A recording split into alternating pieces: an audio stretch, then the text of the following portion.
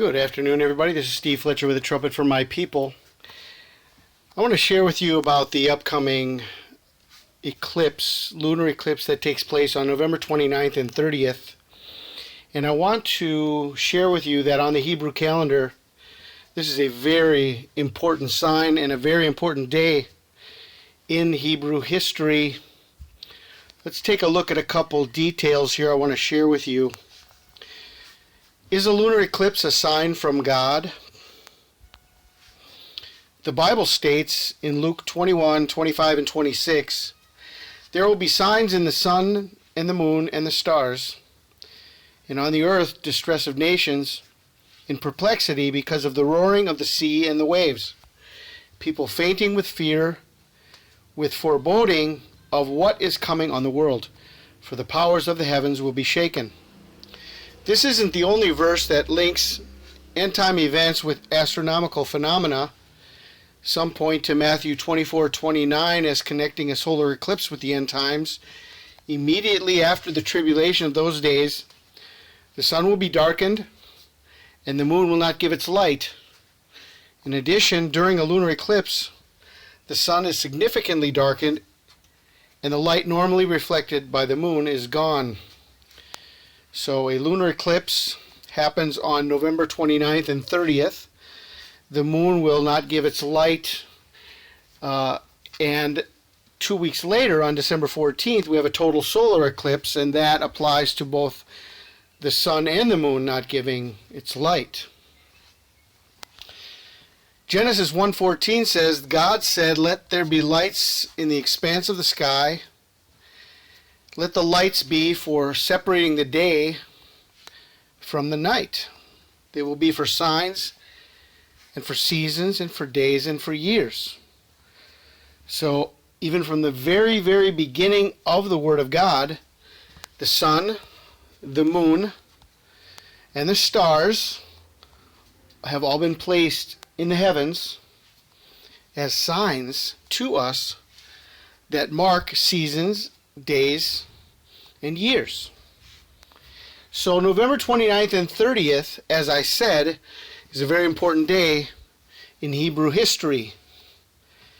November 30th through December 1st, between Kislev 14 and Kislev 15, is a very important day in Hebrew history. What happened on Kislev 15 was that the Greeks set up the Abomination of Desolation in the temple.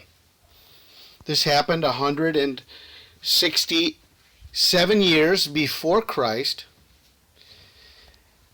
during the time of the Maccabees in the intertestamental period between the Old Testament and the New Testament. There was 400 years of silence between Malachi and Matthew. During this time, during the time of the Maccabees, the king of Syria, Antiochus Epiphanes, came and took a siege of Jerusalem and put all the people under Greek law.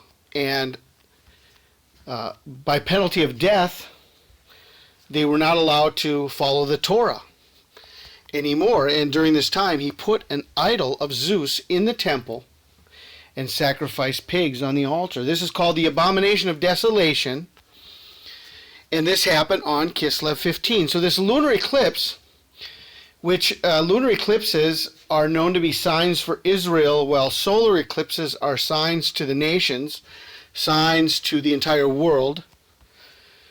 And so a lunar eclipse on a very important day in history, marking a time of Jacob's trouble, a time of persecution, a time of dictatorship that came in through Antiochus Epiphanes, and the Bible mentions very clearly, not only in the book of Daniel, but also in the book of Matthew, the Abomination of Desolation. And so this corresponds with the lunar eclipse that's happening on November 29th and 30th. Okay. On Kislev 17, The United Nations General Assembly approves a plan for the partition of Palestine, which eventually led to the creation of the State of Israel. That was Kislev 17 on the Hebrew calendar, but on the Gregorian calendar, that was November 29th, 1947. So we have two very key events, one marking the abomination of desolation, the other marking the rebirth of Israel, coinciding with this lunar eclipse on November 29th and November 30th.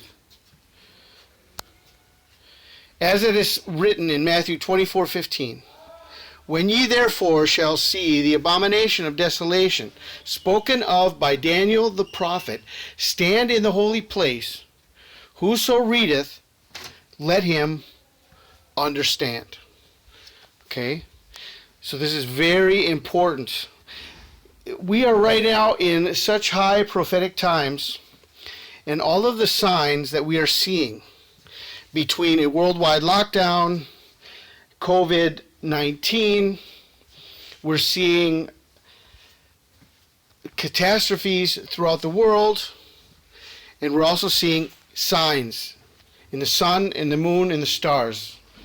We see comets arriving, and we see all kinds of supernatural phenomena and natural phenomena happening in the heavens. So, signs in the sun and the moon and the stars. And here we have on a very key day, and it's leading up to Hanukkah, which is December 14th, and that marks the rededication of the temple, which happened 3 years after the abomination. There was an abomination that took place, and 3 years later, Hanukkah, which means dedication, marks the rededication of the temple. And so we have on November 29th a marker of the abomination, and 2 weeks later another eclipse, and that marks the rededication of the temple.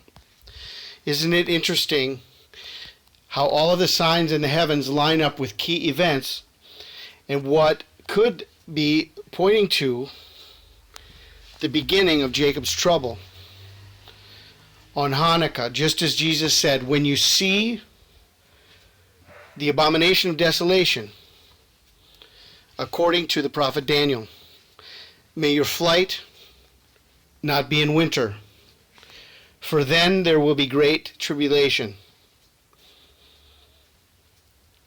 I pray you are blessed. This is Steve Fletcher with the trumpet for my people, the sign of his coming revealed.